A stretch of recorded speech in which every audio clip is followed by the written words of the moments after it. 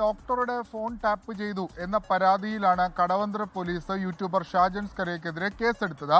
ആ കേസിലാണ് ഷാജൻ മുൻകൂർ ജാമ്യാപേക്ഷ തേടി എറണാകുളം പ്രിൻസിപ്പൽ സെഷൻസ് കോടതിയിലെത്തിയത്. മുൻകൂർ ജാമ്യാപേക്ഷ ഇന്ന് പ്രിൻസിപ്പൽ സെഷൻസ് കോടതി പരിഗണിക്കുന്നതിനിടയിലാണ് പോലീസിനെതിരെ അതിരൂക്ഷ വിമർശനം കോടതിയുടെ ഭാഗത്തുനിന്ന് വന്നത്. അതായത് ഇത്തരത്തിലുള്ള പരാതികൾ നിരവധിയായ ആൾക്കെതിരെ വരുന്നു, എന്നിട്ടും എന്തുകൊണ്ട് അറസ്റ്റ് ചെയ്യുന്നില്ല എന്നുള്ളതാണ് കോടതിയുടെ ചോദ്യം.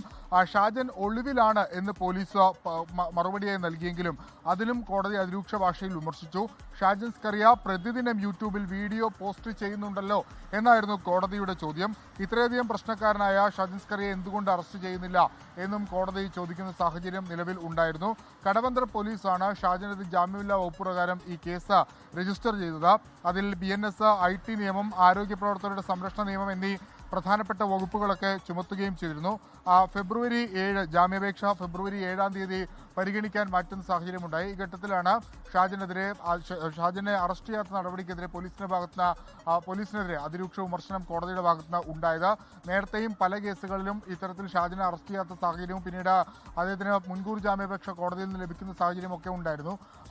അതുകൂടി കൂട്ടി ഇതിനൊപ്പം വായിക്കാമെന്ന് തോന്നുന്നു. ക്രിസ്റ്റീന.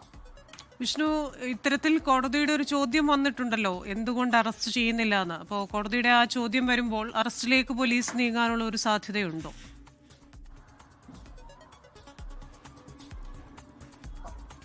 ക്രിസ്റ്റീന, ഇപ്പോൾ സ്വാഭാവികമായും മുൻകൂർ ജാമ്യാപേക്ഷ ഫയൽ ചെയ്തിട്ടുണ്ട്. സാധാരണഗതിയിൽ മുൻകൂർ ജാമ്യാപേക്ഷ ഫയൽ ചെയ്യുന്ന കേസിൽ പോലീസ് അങ്ങനെ അറസ്റ്റിലേക്ക് കടക്കാറില്ല. ആ ജാമ്യാപേക്ഷയിൽ ഒരു തീർപ്പുണ്ടായ ശേഷം മാത്രമാണ് അറസ്റ്റിലേക്ക് കടക്കുക. കോടതി ചോദിക്കുന്നത് മുൻകൂർ ജാമ്യാപേക്ഷ ഇല്ലാതെ അല്ലെങ്കിൽ ജാമ്യമില്ലാ വകുപ്പ് പ്രകാരം കേസെടുത്ത് ഇത്രയധികം സമയമുണ്ടായി, ആ ഘട്ടത്തിലൊന്നും അറസ്റ്റ് ചെയ്തില്ലല്ലോ എന്നുള്ളതാണ് കോടതിയുടെ ചോദ്യം. ഷാജൻ ഒളിവിലാണ് എന്ന് പോലീസ് മറുപടി നൽകിയെങ്കിലും ആ മറുപടി കൊണ്ട് കോടതി തൃപ്തിയായില്ല. കാരണം എല്ലാ ദിവസവും അയാൾ വീഡിയോ പോസ്റ്റ് ചെയ്യുന്നുണ്ടല്ലോ എന്നായിരുന്നു കോടതിയുടെ മറുചോദ്യം. അതുകൊണ്ട് ഇനിയൊരു അറസ്റ്റിലേക്ക് ഇപ്പോൾ ഈ ജാമ്യാപേക്ഷയുടെ തീർപ്പുണ്ടായ സാഹചര്യത്തിൽ മാത്രമാണ് സാധാരണഗതിയിൽ അറസ്റ്റിലേക്ക് പോകാറുള്ളത്. പക്ഷേ അത് പോലീസിന്റെ വിവേചനാധികാരമാണ്.